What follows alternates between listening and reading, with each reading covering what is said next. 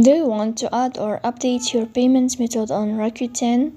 In this video, I will show you how to set your payment method on Rakuten step by step, so you can complete your purchases quickly and securely.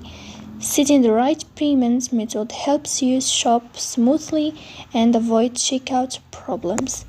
So let's go to see how it works. The first thing you have to do is to go to the application of Rakuten. Here in this first page, you will have this sign of profile, so we'll click here on this sign. On above here or in this list, as you see, you will find this window that's called choose how to get paid. So you will enter to choose how to get paid here.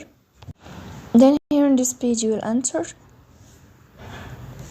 You will wait a moment until they show you this page, and here as you see you will find connected accounts, so you will choose the connected accounts if you want to connect on Facebook or your Apple here, and also your payments method if you want to choose indirect transfer or PayPal or big fat check. So let's choose PayPal here, and then as you see you will find edit address, so you have to update your address in this page to add information.